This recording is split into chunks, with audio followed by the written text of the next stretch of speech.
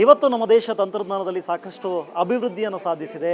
ಅದರಲ್ಲೂ ಕೂಡ ದೇಶದ ಸುರಕ್ಷತೆಯ ವಿಚಾರಕ್ಕೆ ಬಂದರೆ ನಮ್ಮ ಉಪಗ್ರಹಗಳು ದೊಡ್ಡ ಮಟ್ಟಿನಲ್ಲಿ ಕೆಲಸ ಮಾಡುತ್ತೆ. ಸಾಕಷ್ಟು ಉದಾಹರಣೆಗಳು ಕೂಡ ಇದೆ. ಆ ನಿಟ್ಟಿನಲ್ಲಿ ಇವತ್ತು ಒಂದು ಉಪಗ್ರಹವನ್ನು ಉಡಾವಣೆ ಮಾಡುವಂಥ ಪ್ರಯತ್ನ ನಡೀತು. ಆದರೆ ದುರಾದೃಷ್ಟವಶಾತ್ ಆ ಪ್ರಯತ್ನ ವಿಫಲ ಆಯಿತು ಅಂತಲೇ ಹೇಳ್ಬೋದು. ಸದ್ಯಕ್ಕೆ ಆ ಉಪಗ್ರಹ ಯಾಕೆ ವಿಫಲ ಆಯಿತು, ಮೂರನೇ ಹಂತಕ್ಕೆ ಹೋದಂಥ ಒಂದು EOS 09 ಅನ್ನುವಂಥ ಉಪಗ್ರಹವನ್ನು ಕಕ್ಷೆಗೆ ಸೇರಿಸೋದಕ್ಕೆ ಯಾಕೆ ನಾವು ವಿಫಲವಾದ್ವಿ, ಇವೆಲ್ಲ ವಿಚಾರಗಳನ್ನು ಕೇಳೋಣ. ನಮ್ಮ ಜೊತೆಗೆ ಇಸ್ರೋದ ಮಾಜಿ ವಿಜ್ಞಾನಿಗಳು, ಅದೇ ರೀತಿಯಾಗಿ ನೆಹರು ತಾರಾಲಯದ ನಿರ್ದೇಶಕರಾಗಿರುವಂತಹ ಗುರುಪ್ರಸಾದ್ ಅವರಿದ್ದಾರೆ. ಬನ್ನಿ ಅವ್ರನ್ನ ಮಾತನಾಡಿಸ್ತಾ ಹೋಗೋಣ. ಸರ್, ಮೊದಲನೇದಾಗಿ ಇವತ್ತು ಸಾಕಷ್ಟು ನಿರೀಕ್ಷೆ ಇಟ್ಟುಕೊಂಡಿದ್ದಂಥ ಒಂದು ಉಪಗ್ರಹ ಅದನ್ನು ಕಕ್ಷೆಗೆ ಸೇರಿಸೋದಕ್ಕಾಗಲಿಲ್ಲ, ವಿಫಲ ಆಯಿತು. ಯಾಕೆ ವಿಫಲ ಆಯಿತು ಅನ್ನೋದನ್ನು ಒಂದಿಷ್ಟು ನಮ್ಮ ವೀಕ್ಷಕರಿಗೆ ತಿಳಿಸೋದಾದರೆ. ನೋಡಿ, ಅಂತರಿಕ್ಷ ವಿಜ್ಞಾನ, ಅಂತರಿಕ್ಷ ತಂತ್ರಜ್ಞಾನ ಅನ್ನೋದು ಒಂದು ಸುಲಭವಾದ ಕೆಲಸ ಅಲ್ಲ. ಇಂಗ್ಲೀಷ್ನಲ್ಲಿ ಒಂದು ನಾಣ್ಣುಡಿ ಇದೆ, it is not after all it is not rocket science ಅಂತ. ಅಂದರೆ ರಾಕೆಟ್ ಸೈನ್ಸ್ ಅನ್ನೋದು ರಾಕೆಟ್ಗಳ ಕ್ಷೇತ್ರಕ್ಕೆ ಸಂಬಂಧಿಸಿದಂತಹ ಒಂದು ಯಾವುದೇ ಕೆಲಸ ಆಗಲಿ ಅದು ತುಂಬ ಕಷ್ಟ, ಸಂಕೀರ್ಣವಾದದ್ದು, ಎಲ್ಲರ ಕೈಲೂ ಆಗೋದಲ್ಲ ಅನ್ನುವಂತಹ ಮಾತಿದೆ. ಇವತ್ತು ನಾವು ದೊಡ್ಡ ಉಪಗ್ರಹಗಳನ್ನು ಅಂತರಿಕ್ಷಕ್ಕೆ ಉಡಾಯಿಸುವಂತಹ ಸಾಮರ್ಥ್ಯ ಇರುವಂತಹ ರಾಷ್ಟ್ರಗಳನ್ನು ನಾವು ಪರಿಗಣಿಸಿದರೆ ಅವು ಬೆರಳೆಣಿಕೆಯಷ್ಟಿವೆ ಅಷ್ಟೇ, ಎಲ್ಲೋ ಕೆಲವಿದೆ ಅಷ್ಟೇ. ಅದರಲ್ಲಿ ನಮ್ಮ ಭಾರತನೂ ಒಂದು. ಅದನ್ನು ನಾವು ಅರ್ಥ ಮಾಡ್ಕೋಬೇಕು. ಈ ರಾಕೆಟ್ಗಳಲ್ಲಿ ಉಪಗ್ರಹಗಳನ್ನು ಉಡಾಯಿಸೋದು ತುಂಬ ಕಷ್ಟವಾದ ಕೆಲಸ. ಹಾಗಾಗಿ ಸಾಮಾನ್ಯವಾಗಿ ಮತ್ತೊಂದು ಮಾತು ಹೇಳೋಕ್ಕಾಗತ್ತೆ, ಈ ಅಂತರಿಕ್ಷ ವಿಜ್ಞಾನ ಅಥವಾ ಅಂತರಿಕ್ಷ ತಂತ್ರಜ್ಞಾನ ಇದೆಯಲ್ಲ, ಅಂತರಿಕ್ಷದಲ್ಲಿ ಕೆಲಸ ಮಾಡೋ ಅಂಥದ್ದು ಅಂಜು ಕುಳಿಗಳಿಗೆ ಇದು ಹೇಳಿ ಮಾಡಿಸಿದಂತಲ್ಲ ಅಂತ. ಯಾಕಂದರೆ ಅಂತರಿಕ್ಷಕ್ಕೆ ಉಪಗ್ರಹಗಳನ್ನು ಉಡಾಯಿಸುವಾಗ ಕೆಲಸ ಎಷ್ಟು ಕ್ಲಿಷ್ಟಕರವಾದದ್ದು, ಸಂಕೀರ್ಣವಾದದ್ದು ಅಂದರೆ ಆ ನಡುವೆ ವೈಫಲ್ಯ ಅನ್ನೋದು ಕಂಡುಬರೋ ಅಂಥದ್ದು ಅನೇಕ ಸಾಧ್ಯತೆಗಳಿರುತ್ತೆ. ಹೀಗಾಗಿ ಅಂತರಿಕ್ಷ ಇಂಜಿನಿಯರ್ಗಳು, ವಿಜ್ಞಾನಿಗಳು ಈ ನಿಟ್ಟಿನಲ್ಲಿ ಅತ್ಯಂತ ಜಾಗರೂಕತೆಯಿಂದ ಕೆಲಸ ಮಾಡಿ ಈ ಉಪಗ್ರಹ ಉಡಾವಣಾ ರಾಕೆಟ್ಗಳನ್ನು ನಿರ್ಮಿಸಿರ್ತಾರೆ. ಇವತ್ತು ವೈಫಲ್ಯ ಅನ್ನೋದನ್ನು ನಾವು ಪದ ಉಪಯೋಗಿಸಿದ್ರೆ, ಇವತ್ತು ಈ ಉಪಗ್ರಹ EOS 09 ಅನ್ನುವಂತಹ ಒಂದು ಉಪಗ್ರಹ, ಇದು ಒಂದು ಭೂವೀಕ್ಷಣಾ ಉಪಗ್ರಹ. ಈ ಭೂವೀಕ್ಷಣಾ ಉಪಗ್ರಹ ಏನಿದೆ, ಇದು ಕಕ್ಷೆಗೆ ತಲುಪದಿದ್ದಕ್ಕೆ ಕಾರಣ ಉಪಗ್ರಹಕ್ಕೆ ಏನೂ ಆಗಿರಲಿಲ್ಲ. ಉಪಗ್ರಹ ಇನ್ನೂ ಅಂತರಿಕ್ಷದಲ್ಲಿ ತನ್ನ ನಿಗದಿಯಾದ ಕಕ್ಷೆಯನ್ನು ಸೇರೇ ಇರಲಿಲ್ಲ. ಅದನ್ನು ಸೇರಿಸಬೇಕಾಗಿದ್ದು ನಮ್ಮ ದೇಶದ ಹೆಮ್ಮೆಯ ರಾಕೆಟ್ PSLV ಇಲ್ಲೇ ಇದೆ ನೋಡಿ. ಈ ರಾಕೆಟ್ PSLV ಇಲ್ಲೇ ಇದೆ. ಈಗ ನಮಗೆ 2ನೇ ಹಂತ, 3ನೇ ಹಂತ ಇದೆಲ್ಲ ಸಾಕಷ್ಟು ಜನರಿಗೆ ಗೊತ್ತಿರೋದಿಲ್ಲ. ಇದನ್ನು ಈ ಮಾಡೆಲ್ನ ತೋರಿಸಿ ಎಕ್ಸ್ಪ್ಲೇನ್ ಮಾಡೋದಾದ್ರೆ ಸರ್, ಓವರ್ ಟು ಯು. ಖಂಡಿತ. ನೋಡಿ, ಇವಾಗ ಇದು PSLV polar satellite launch vehicle, ಧ್ರುವೀಯ ಉಪಗ್ರಹ ಉಡಾವಣಾ ವಾಹನ ಅಂತ. ಇದು ಆ ರಾಕೆಟ್ನ ಒಂದು ಮಾದರಿ. ನಿಜವಾದ ರಾಕೆಟ್ನ ನೀವೇನಾದರೂ ನೋಡಿದ್ರೆ ಈ ರಾಕೆಟು 15 ಮಹಡಿಗಳಷ್ಟು ಎತ್ತರ ಇರುತ್ತೆ. ಇದರಲ್ಲಿ ಈ ಕೆಳಭಾಗದಲ್ಲಿರೋದು ಮೊದಲನೇ ಹಂತ ನೋಡಿ. ಇಲ್ಲಿಂದ ಇಲ್ಲಿಯವರೆಗೂ ಇದು ಮೊದಲನೇ ಹಂತ, ಇಲ್ಲಿಂದ ಇಲ್ಲಿಯವರೆಗೂ ಸುಮಾರು 2ನೇ ಹಂತ, ಇಲ್ಲಿರೋದು 3ನೇ ಹಂತ, 4ನೇ ಹಂತ ಸ್ವಲ್ಪ ಒಳಗಡೆ ಇದೆ, ಕಾಣಿಸಲ್ಲ. ಯಾಕೆ ಬೇರೆ ಬೇರೆ ಹಂತಗಳಿದೆ ಇದರಲ್ಲಿ? ಕಾರಣ ಇಷ್ಟೇ, ಉಪಗ್ರಹ ಒಂದನ್ನು ಅತ್ಯಂತ ದಕ್ಷವಾಗಿ, ಎಫಿಷಿಯೆಂಟ್ಲಿ ಅಂತ ಹೇಳ್ತೀವಲ್ಲ, ಅದನ್ನು ಕಕ್ಷೆಗೆ ಉಡಾಯಿಸಬೇಕಾದರೆ ನೀವು ಅದು ಬೇರೆ ಬೇರೆ ಹಂತಗಳಿಂದ ಕೆಲಸ, ಒಂದರ ಮೇಲೆ ಇರುವಂತಹ ಮತ್ತೊಂದು ಹಂತಗಳಿಂದ ನಿರ್ಮಿಸಲ್ಪಟ್ಟಿರುತ್ತೆ. ಈ ರಾಕೆಟ್ಟು ಮೊದಲ ಹಂತ ತನ್ನ ಕೆಲಸ ಮುಗಿದ ತಕ್ಷಣ ರಾಕೆಟ್ನಿಂದ ಬೇರೆ ಆಗಿಬಿಟ್ಟು ಅದು ಬಿದ್ದೋಗುತ್ತೆ. 2ನೇ ಹಂತ ತನ್ನ ಕಾರ್ಯಾರಂಭ ಮಾಡುತ್ತೆ. ಅದೇ ರೀತಿ ಅದು ಬಿದ್ದು 3ನೇ ಹಂತ ಕಾರ್ಯಾರಂಭ ಮಾಡುತ್ತೆ. ಅದಾದಮೇಲೆ 4ನೇ ಹಂತ. ಈ ರೀತಿ ಉಪಗ್ರಹವೊಂದನ್ನು ದಕ್ಷವಾಗಿ ಕಕ್ಷೆಗೆ ಉಡಾಯಿಸ್ಬೋದು. ಇವತ್ತು ಈ ನೋಡಿ, ಈ ಮೊದಲ ಹಂತ ಹಾಗೂ ಈ 2ನೇ ಹಂತ ಭಾಳ ಚೆನ್ನಾಗಿ ಕೆಲಸ ಮಾಡಿದೆ. ಆದರೆ ಈ 3ನೇ ಹಂತದ ಕಾರ್ಯಾಚರಣೆ ನಡೀತಾ ಇದ್ದಾಗ ಸುಮಾರು 376 ಸೆಕೆಂಡುಗಳು ಉಡಾವಣೆ ಆದ ಸುಮಾರು 6 ನಿಮಿಷ ಆದ ನಂತರ 3ನೇ ಹಂತದಲ್ಲಿ ಏನೋ ಒಂದು ಕಂಡು ಬಂದಂತಹ ಒಂದು ದೋಷ ಇರ್ಬೋದು.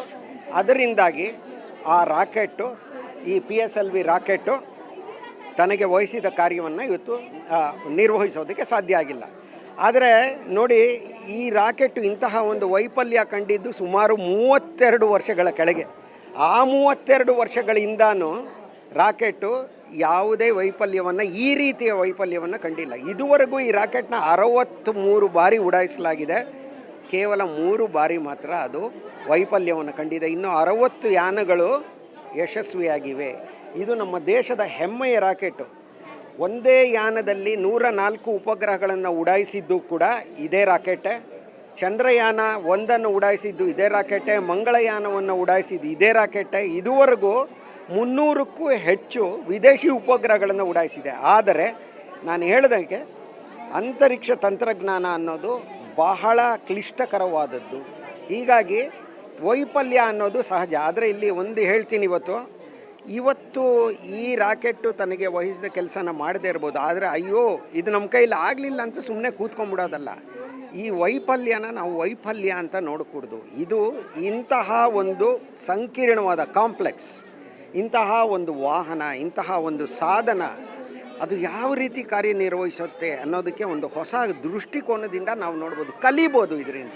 ಅದು ಇಡೀ ಜಗತ್ತಿನಾದ್ಯಂತ ಇದೇ ಥರ. ನಾನೊಂದು ಉದಾಹರಣೆ ಕೊಡ್ತೀನಿ. 1979 ಆಗಸ್ಟ್ 10ರಂದು ಡಾಕ್ಟರ್ ಅಬ್ದುಲ್ ಕಲಾಂ ಅವರ ನೇತೃತ್ವದಲ್ಲಿ ಭಾರತದ ಮೊದಲ ಉಪಗ್ರಹ ಉಡಾವಣಾ ವಾಹನದ ಉಡಾವಣೆ ನಡೀತು. ಅದು ಸಫಲ ಆಗಲಿಲ್ಲ. ನಾವು ಭಾರತೀಯರು, ಇಸ್ರೋದವರು ಖಂಡಿತ ಅದರಿಂದ ಹೆದರ್ಕೊಂಡು ಕೂತ್ಕೊಂಡ್ಬಿಟ್ರೆ ಖಂಡಿತ ಇಲ್ಲ. ಮತ್ತೆ 1 ವರ್ಷದ ಒಳಗೇನೆ ಕಲಾಂ ಅವರು 2ನೇ ಬಾರಿ ಅದನ್ನು ಉಡಾಯಿಸಿದಾಗ ಭಾರತ ತನ್ನದೇ ಆದ ರಾಕೆಟ್ನಲ್ಲಿ ಉಪಗ್ರಹವನ್ನು ಉಡಾಯಿಸುವಂತಹ ಸಾಮರ್ಥ್ಯ ಉಳ್ಳ 7ನೇ ರಾಷ್ಟ್ರವಾಗಿ ಹೊರಹೊಮ್ಮಿತು. ಹಾಗಾಗಿ ವೈಫಲ್ಯ ಅನ್ನೋದು ಸಹಜ, ಆದರೆ ತುಂಬ ವಿರಳ ಅಂತ ಹೇಳ್ಬೋದು. ಯಾಕಂದರೆ ಇಲ್ಲಿರುವಂತಹ ಸಂಕೀರ್ಣತೆಗೆ ಹೋಲಿಸಿದ್ರೆ ಬಹಳ ಇದು ಸಹಜನೇ. ಆದರೆ ಪ್ರತಿಯೊಂದನ್ನು ಕೂಲಂಕಷವಾಗಿ ಪರೀಕ್ಷಿಸೇನೆ ನಿರ್ಮಾಣ ಮಾಡಿರ್ತಾರೆ. ಆದರೂ ಕೆಲವು ಬಾರಿ ಈ ಥರ ಆಗುತ್ತೆ. ಆದರೆ ಇದರಿಂದ ಮುಖ್ಯವಾಗಿ ನನಗೆ ನಂಬಿಕೆ ಇದೆ, ಖಂಡಿತ ಇದಕ್ಕೆ ಕಾರಣವನ್ನು ಇಸ್ರೋ ಕಂಡು ಹಿಡಿದು ಖಂಡಿತ ನಾವು ಮತ್ತಷ್ಟು ಮೇಲಿರೋದಕ್ಕೆ ಖಂಡಿತ ಸಾಧ್ಯತೆ ಇದೆ ನಮಗೆ. ಈ ನಿಟ್ಟಿನಲ್ಲಿ ಸಹನೆ ಬಹಳ ಮುಖ್ಯ. ಸರ್, ಈಗ ತಾವು ಹೇಳಿದ್ರಿ ಅದರ ಒಳಗಿರುವಂತಹ ಉಪಗ್ರಹಕ್ಕೆ ಏನೂ ಆಗಿಲ್ಲ ಅಂತ. ಅದು ಬಹುಶಃ ನಿರ್ವಾತ ಪ್ರದೇಶಕ್ಕೇನು ಹೋಗಿರೋದಿಲ್ಲ, ಕೆಳಗಡೆ ಇರುತ್ತೆ. ಅದನ್ನು ಸುರಕ್ಷಿತವಾಗಿ ಇಳಿಸುವಂಥ ಪ್ರಕ್ರಿಯೆ ಏನಾದರೂ ಸಾಧ್ಯ ಇದೆಯಾ? ಅದು ಸಮುದ್ರದಲ್ಲಿ ಬಿದ್ದಿರುತ್ತೆ, ಅದನ್ನು ಹೇಗೆ, ಅದನ್ನು ಆ ನಂತರದ ಪ್ರಕ್ರಿಯೆ ಹೇಗಿರುತ್ತೆ ಅದನ್ನು ಟ್ರ್ಯಾಕಿಂಗ್ ಮಾಡುವಂಥದ್ದು? ಅಲ್ಲ, ನನಗೆ ತಿಳಿದಾಗೆ ಆಗಿಲ್ಲ. ಯಾಕಂದರೆ ಅದಕ್ಕೆ ಅದನ್ನು ಆವರಿಸಿರುವಂತಹ ಶಾಖ ಕವಚ ಇಲ್ಲಿ ಕಾಣಿಸ್ತಾ ಇದೆಯಲ್ಲ ನೋಡಿ, ಅಲ್ಲಿ ಇದರ ಭಾರತದ ಫ್ಲ್ಯಾಗ್ ಇದೆಯಲ್ಲ, ನಮ್ಮ ಧ್ವಜ, ಆ ಭಾಗ ಅದರಿಂದ ರಾಕೆಟಿಂದ ಕಳಚಿ ಬಿದ್ದಿತ್ತು. ಯಾಕೆ ಕಳಚಿ ಬಿದ್ದಿತ್ತು ಅಂದರೆ ಸುಮ್ಮನೆ ಕಳಚಿ ಬೀಳಲಿಲ್ಲ, ಅದರ ಅಗತ್ಯತೆ ಇರಲಿಲ್ಲ. ಹಾಗಾಗಿ 3ನೇ ಹಂತದಲ್ಲಿ ಸಾಕಷ್ಟು ಮೇಲೊಟ್ಟೋಗಿತ್ತು ಉಪಗ್ರಹ. ನಾನು ಹೇಳಿದ್ದೇನು ಅಂದರೆ, ಉಪಗ್ರಹ ವಿಫಲವಾಗಿಲ್ಲ ಅಂದರೆ ಉಪಗ್ರಹ ಕಾರ್ಯಾರಂಭ ಮಾಡುವಂತಹ ಸಂದರ್ಭ ಒದಗಿ ಬರಲಿಲ್ಲ ಅಂತ ಹೇಳಿದೆ ಅಷ್ಟೇ. ಉಪಗ್ರಹ ಏನು ಅನ್ನೋದು ಅದು ಕಾರ್ಯಾರಂಭ ಮಾಡಿದ್ಮೇಲೆ ಗೊತ್ತಾಗೋದು. ನನಗೇನು ಅದರಲ್ಲಿ ಅನುಮಾನ ಇಲ್ಲ, ಖಂಡಿತ ಕಾರ್ಯಾರಂಭ ಮಾಡ್ತಾಯಿತ್ತು. ಆದರೆ ದುರದೃಷ್ಟವಶಾತ್ ಇವತ್ತು ತನಗೆ ವಹಿಸಿದ ಕಾರ್ಯವನ್ನು ಈ ರಾಕೆಟ್ಗೆ ನಿರ್ವಹಿಸೋದಕ್ಕೆ ಸಾಧ್ಯ ಇಲ್ಲ. ಆದರೆ ಮತ್ತೊಮ್ಮೆ ನಾನು ಹೇಳ್ತೀನಿ, ಇಂತಹ ಪರಿಸ್ಥಿತಿನ ಭಾರತ ಖಂಡಿತ ಎದುರಿಸಿದೆ. ಚಂದ್ರಯಾನ 2ರಲ್ಲೂ ನೀವು ನೋಡಿರ್ಬೋದು, ನಾವು ಚಂದ್ರನ ಮೇಲೆ ಇಳಿಯೋದಕ್ಕೆ ಹೆದರ್ಕೊಂಡು ಕೂತ್ಕೊಂಡ್ಬಿಟ್ಟುವ ನಾವು? ಖಂಡಿತ ಇಲ್ಲ. ಅದರಲ್ಲಿ ಏನು ನ್ಯೂನತೆ ಇದೆ ಅದನ್ನು ಕಂಡುಹಿಡಿದು ಚಂದ್ರಯಾನ 3ರಲ್ಲಿ ಜಯಬೇರಿ ಬಾರಿಸಿದ್ವಿ ಅಲ್ವಾ, ಅದೇ ರೀತಿ ಮುಂದೆ ಕೂಡ ನಾವು ಜಯಬೇರಿ ಬಾರಿಸ್ತೀವಿ. ಆದರೆ ಇದೆಲ್ಲ ಏನಾಗುತ್ತೆ ಅಂದರೆ ಅನಿವಾರ್ಯ ಇಂಥದ್ದು. ಕೆಲವು ವೇಳೆ ಅಂತರಿಕ್ಷದಲ್ಲಿ ವೈಫಲ್ಯ ಅನ್ನೋದು ಅಷ್ಟೊಂದು ಆಗಲ್ಲ, ಆದರೆ ಕೆಲವು ವೇಳೆ ಇದು ಅನಿವಾರ್ಯ. ಆದರೆ ಅದು ಯಾಕೆ ಆ ಥರ ಆಯಿತು ಅಂತ ತಿಳ್ಕೊಂಡು ಅಲ್ಲಿಂದ ಅದಕ್ಕೆ ಕಾರಣ ಕಂಡುಹಿಡಿದು ಅದನ್ನು ಸರಿಪಡಿಸಿ ಮುನ್ನುಗ್ಗೋದಿದೆಯಲ್ಲ, ಅದಕ್ಕೆ ಭಾರತ ಹೆಸರುವಾಸಿಯಾಗಿದೆ. ಸರ್, ಈಗ ಈ ಉಪಗ್ರಹದ ವಿಚಾರಕ್ಕೆ ಬಂದರೆ ನಮಗೆ ಸಾಕಷ್ಟು ಇದರಿಂದ ಮುಂದಿನ ದಿನಗಳಲ್ಲೂ ಕೂಡ ಯೂಸ್ ಇದೆ, ಬಹಳಷ್ಟು ಯೂಸ್ ಇದ್ದಂತಹ ಉಪಗ್ರಹ. ಹಾಗಾಗಿ ಇದನ್ನು ಮತ್ತೊಂದು ಸಲ ಉಡಾಯಿಸ್ತಾರೆ ನಮ್ಮ ಭಾರತೀಯ ಇಸ್ರೋ ವಿಜ್ಞಾನಿಗಳು. ಅವ್ರ ಬಗ್ಗೆ ಎಲ್ಲ ಹೆಮ್ಮೆ ಇದೆ. ಯಾಕಂದರೆ ಚಂದ್ರಯಾನದ ಸಂದರ್ಭದಲ್ಲೆಲ್ಲ ಎಷ್ಟು ಕ್ವಿಕ್ಕಾಗಿ ನಾವು ಮತ್ತೆ ಆ ಸೋಲಿನಿಂದ ಮೆಟ್ಟಿ ಗೆಲುವಿನತ್ತ ಹೋಗಿದ್ದೀವಿ ಅನ್ನುವಂಥದ್ದು. ಎಷ್ಟು ಟೈಮ್ ಬೇಕಾಗ್ಬೋದು ಸರ್ ಮತ್ತೆ ಈ ಥರದ ಇನ್ನೊಂದು ಉಪಗ್ರಹವನ್ನು ಮಾಡೋದಕ್ಕೆ? ಇದಕ್ಕೆ ಎಷ್ಟು ಟೈಮ್ ಆಗಿತ್ತು ಇದನ್ನು ಪ್ರಿಪೇರ್ ಮಾಡೋದಕ್ಕೆ? ಮತ್ತೆ ಒಂದು ಹೊಸ ಉಪಗ್ರಹವನ್ನು ಮಾಡಿ ಉಡಾಯಿಸಬೇಕಾದ್ರೆ ಎಷ್ಟು ಟೈಮ್ ಬೇಕಾಗ್ಬೋದು? ನೋಡಿ, ಅದನ್ನು ನಿಖರವಾಗಿ ಹೇಳೋದು ಕಷ್ಟ. ಒಂದೇ ಬಗೆಯ ಉಪಗ್ರಹನ ಮತ್ತೆ ನಿರ್ಮಿಸೋದು ಕೆಲವು 1.5 ವರ್ಷ 2 ವರ್ಷ ಆ ಒಂದು ವೇಳೆಯಲ್ಲಿ ನಿರ್ಮಿಸ್ಬೋದು. ಒಂದೇ ಆ ಬಗೆಯ ಉಪಗ್ರಹನ ನಾವು ಇದಕ್ಕೆ ಮೊದಲು ನಿರ್ಮಿಸಿದರೆ ಖಂಡಿತ ಇಂತಹ ಉಪಗ್ರಹಗಳನ್ನು ಮುಂಚೆನೂ ನಾವು ಉಡಾಯಿಸಿದ್ವಿ. ಹೀಗಾಗಿ ಆದಷ್ಟು ಬೇಗ ಇಸ್ರೋ ಈ ಬಗ್ಗೆ ಚಿಂತನೆ ಮಾಡಿ ಮುಂದುವರಿಯುತ್ತೆ, ಮುನ್ನುಗ್ಗತ್ತೆ ಅನ್ನೋದ್ರ ಬಗ್ಗೆ ನನಗೆ ಖಂಡಿತ ನಂಬಿಕೆ ಇದೆ. ಅದಕ್ಕಿಂತ ಮುಖ್ಯವಾಗಿ ರಾಕೆಟ್ಗೆ ಇವತ್ತಿನ ಇದರ ಏನಿದೆ ಇದರ ಬಿಹೇವಿಯರ್ ಅಂತ ಏನು ಹೇಳ್ತೀವಿ, ಇದು ಯಾಕೆ ಈ ರೀತಿ ವರ್ತಿಸ್ತು ಅನ್ನೋದನ್ನ ಕಾರಣನ ಕಂಡುಹಿಡಿಬೇಕು. ಮುಖ್ಯವಾಗಿ ಇಸ್ರೋ ವಿಜ್ಞಾನಿಗಳು ಈ ಒಂದು ಕಾರ್ಯದಲ್ಲಿ ಮೊದಲು ನಿರತರಾಗ್ತಾರೆ. ಅದಾದಮೇಲೆ ಅವರು ಬೇರೆ ಈ ಬಗ್ಗೆ, ಈ ರಾಕೆಟ್ನ ಮುಂದಿನ ಉಡಾವಣೆಯ ಬಗ್ಗೆ, ಅದರಲ್ಲಿ ಇಂತಹ ಉಪಗ್ರಹಗಳನ್ನು ಉಡಾಯಿಸೋ ಬಗ್ಗೆ ಖಂಡಿತ ಇದರ ಬಗ್ಗೆ ಕಾರ್ಯಪ್ರವೃತ್ತರಾಗ್ತಾರೆ ಅನ್ನೋ ನಂಬಿಕೆ ನನಗಿದೆ ಖಂಡಿತ. ಯಾಕಂದರೆ ಮತ್ತೆ ಹೇಳ್ತಾ ಇದ್ದೀನಿ ನೋಡಿ, space is not for the ಫೈಂಟ್ hearted ಅಂತ ಹೇಳ್ತಾರೆ. ಅಂದರೆ ಅಂಜುಬುರುಕರಿಗೆ ಅಂತರಿಕ್ಷ ಅನ್ನೋದು ಹೇಳಿ ಮಾಡಿಸಿದ್ದಲ್ಲ. ನೀವು ಧೈರ್ಯದಿಂದ ಮುನ್ನುಗ್ಗಬೇಕು, ಆದರೆ ನೀವು ಅತ್ಯಂತ ಜಾಗರೂಕತೆಯಿಂದ ಮುನ್ನುಗ್ಗಬೇಕು.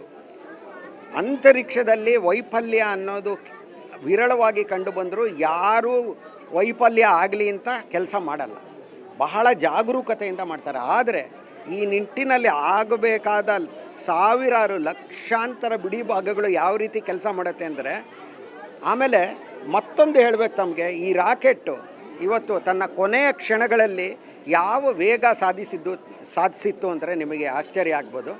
ಸುಮಾರು 350 ಕಿಲೋಮೀಟ್ರ್ ಎತ್ತರ ಆಗಲೇ ಹೊರಟೋಗಿತ್ತು ಈ ರಾಕೆಟ್ಟು. ಅದು ಗಂಟೆಗೆ ಆ ವೇಳೆಯಲ್ಲಿ ತೆರಳುತ್ತಿದ್ದ ವೇಗ 20,000 ಕಿಲೋಮೀಟರ್ಗಳು ಗಂಟೆಗೆ. 20,000 ಕಿಲೋಮೀಟರ್ ವೇಗದಲ್ಲಿ ಧಾವಿಸ್ತಾ ಇತ್ತು. ಅಂದರೆ ನಾನು ನೀವು ಇವತ್ತು ನಮ್ಮ ರಸ್ತೆಗಳಲ್ಲಿ ಯಾವ ವೇಗದಲ್ಲಿ ತೆರಳ್ತೀವೋ ಅದಕ್ಕೆ 500 ಪಟ್ಟು ಹೆಚ್ಚಿನ ವೇಗದಲ್ಲಿ ಹೋಗ್ತಾ ಇತ್ತು. 40 ಕಿಲೋಮೀಟರ್ ಸರಾಸರಿ ವೇಗದಲ್ಲಿ ನಾವು ಬೆಂಗಳೂರಿನ ರಸ್ತೆಯಲ್ಲಿ ತೆರಳ್ಬೋದು, ಅದಕ್ಕೆ 500 ಪಟ್ಟು ಅಷ್ಟು. ಯಾಕಂದರೆ ಇದು ವೇಗ ಯಾವ ರೀತಿ ವೃದ್ಧಿ ಆಗ್ತಾ ಇರತ್ತೆ, ಯಾವ ಬಗೆಯ ಬಲಗಳು ಬೀಳುತ್ತೆ, ಯಾವ ಬಗೆಯ ಉಷ್ಣತೆ ಘರ್ಷಣೆ ಉಂಟಾಗುತ್ತೆ, ಅದು ನಾವು ದಿನನಿತ್ಯ ಜೀವನದ ದೃಷ್ಟಿಯಿಂದ ಊಹಿಸೋದಕ್ಕೆ ಸಾಧ್ಯ ಇಲ್ಲ ಅಂತರಿಕ್ಷಯಾನಕ್ಕೆ ಸಂಬಂಧಪಟ್ಟಂತೆ. ಹಾಗಾಗಿ ಖಂಡಿತ ಭಾರತ ಈ ನಿಟ್ಟಿನಲ್ಲಿ ಕಾರ್ಯಪ್ರವೃತ್ತವಾಗಿ, ಇಸ್ರೋ ಭಾರತದ ಪರವಾಗಿ ಕಾರ್ಯಪ್ರವೃತ್ತ ಆಗಿ ಕಾರಣ ಕಂಡುಹಿಡಿದು ಮತ್ತೆ ಮುನ್ನುಗ್ಗತ್ತೆ ಅನ್ನೋದಕ್ಕೆ ನನಗೆ ಖಂಡಿತ ನಂಬಿಕೆ ಇದೆ. ಸರ್, ಈ ಉಪಗ್ರಹ ಇಸ್ರೋ ತಯಾರಿಸಿರುವಂಥದ್ದು ಈಗ 101ನೇ ಉಪಗ್ರಹ ಉಡಾವಣೆ ಇದು. ಅದರಲ್ಲಿ ಇಸ್ರೋ ತಯಾರಿಸಿರುವಂಥ ಅತ್ಯಂತ ಭಾರದ ಉಪಗ್ರಹ ಇದು ಅನ್ನುವಂಥದ್ದು ಕೇಳಲ್ಪಟ್ಟೆ. ಈ ಕಾರಣಕ್ಕೋಸ್ಕರ ಏನಾದರೂ ಆ ಥರದ್ದು ಆಗಿರಬಹುದಾ, ಏನು ಸಾಧ್ಯ ಇದೆಯಾ? ಅಥವಾ ಭಾರದ ಉಪಗ್ರಹ ಅಂತ ಹೇಳಿದ್ರೆ ಹೇಗಿರುತ್ತೆ? ಇಲ್ಲ, ಆ ರೀತಿ ಇಲ್ಲ, ಇದು ಸರಿಯಾದ ಅನಿಸಿಕೆ ಅಲ್ಲ ಅನಿಸುತ್ತೆ. ಇದಕ್ಕಿಂತ ಹೆಚ್ಚಿನ ತೂಕ ಇರೋ ಉಪಗ್ರಹನ ಚಂದ್ರಯಾನ 3 ತಗೊಳ್ಳಿ. ಈಗ ಚಂದ್ರಯಾನ 3 ಹತ್ತಿರ 3,900 ಕಿಲೋಗ್ರಾಮ್ ತೂಕ, ಅಂದರೆ ಬೇರೆ ರಾಕೆಟಲ್ಲಿ ಉಡಾಯಿಸಿದ್ದು. ಇಷ್ಟು ತೂಕ ಅಥವಾ ಇದಕ್ಕಿಂತ ಸ್ವಲ್ಪ ಹೆಚ್ಚಿರೋ ಉಪಗ್ರಹಗಳನ್ನು ಇದರಲ್ಲಿ ಉಡಾಯಿಸಿದ್ವಿ. ಅದಕ್ಕೂ ಇದಕ್ಕೂ ಏನು ಸಂಬಂಧ ಇಲ್ಲ. ಇದು ದುರದೃಷ್ಟವಶಾತ್ ಈ ರೀತಿಯಾಗಿದೆ. ಯಾಕೆ ಅಂತ ಹೇಳಿದ್ನಲ್ಲ, ಅದು ಈಗ ಉಪಗ್ರಹ ಏನಾರು ಕಕ್ಷೆಗೆ ಹೋಗಿದರೆ ಇದು ಕೃಷಿಗೆ, ಆಮೇಲೆ ಭೂಪಟಗಳನ್ನು, ನಿಖರವಾದ ಭೂಪಟಗಳನ್ನು ತಯಾರಿಸೋದಕ್ಕೆ ಕಾರ್ಟೋಗ್ರಫಿ ಅಂತ ಹೇಳ್ತೀವಿ, ಅರಣ್ಯಗಾರಿಕೆ ಫಾರೆಸ್ಟ್ರಿಗೆ, ಡಿಸಾಸ್ಟರ್ ಮ್ಯಾನೇಜ್ಮೆಂಟ್, ಪರಿಸರ ವಿಕೋಪಗಳಿರುತ್ತಲ್ಲ ಅದನ್ನು ನಿರ್ವಹಿಸೋದು ಹೇಗೆ, ಈ ಬಗ್ಗೆ ಎಲ್ಲ ಸಾಕಷ್ಟು ಮಾಹಿತಿ ಕೊಡ್ತಾಯಿತ್ತು. ಆದರೆ ದುರದೃಷ್ಟವಶಾತ್ ಆಗಲಿಲ್ಲ. ಆದರೆ ಇಂತಹ ಉಪಗ್ರಹಗಳು ಈಗ ಕಕ್ಷೆಯಲ್ಲಿ ಇವೆ. Thank you so much sir, ಸಾಕಷ್ಟು ಮಾಹಿತಿಗಳನ್ನು ಕೊಟ್ಟಿದ್ದೀರಿ. ಸದ್ಯಕ್ಕೆ ಇದು ಇಸ್ರೋ ವಿಜ್ಞಾನಿ, ಅದೇ ರೀತಿಯಾಗಿ ನೆಹರು ತಾರಾಲಯದ ನಿರ್ದೇಶಕರಾಗಿರುವಂಥ ಗುರುಪ್ರಸಾದ್ ಅವರ ಮಾತುಗಳು. ಸಾಕಷ್ಟು ಮಾಹಿತಿಯನ್ನು ಕೊಟ್ಟರು. ಜೊತೆಗೆ ನಮ್ಮ ವಿಜ್ಞಾನಿಗಳು ಇಲ್ಲಿಗೆ ಸುಮ್ಮನೆ ಕೂರೋದಿಲ್ಲ, ಆದಷ್ಟು ಶೀಘ್ರವಾಗಿ ಮತ್ತೊಂದು ಉಪಗ್ರಹವನ್ನು ತಯಾರಿಸಿ ಕಕ್ಷೆಗೆ ಸೇರಿಸುವಂಥ ಕೆಲಸವನ್ನು ಮಾಡ್ತಾರೆ ಅನ್ನುವಂಥ ಆತ್ಮವಿಶ್ವಾಸದ ನುಡಿಗಳನ್ನು ಅವರು ಹೇಳಿದರು. ಕ್ಯಾಮರಾ ಪರ್ಸನ್ ಶಿವಕುಮಾರ್ ಜೊತೆ ಸ್ವಸ್ತಿ ಕನ್ಯಾಡಿ, ಏಷ್ಯಾನೆಟ್ ಸುವರ್ಣ ನ್ಯೂಸ್, ಬೆಂಗಳೂರು.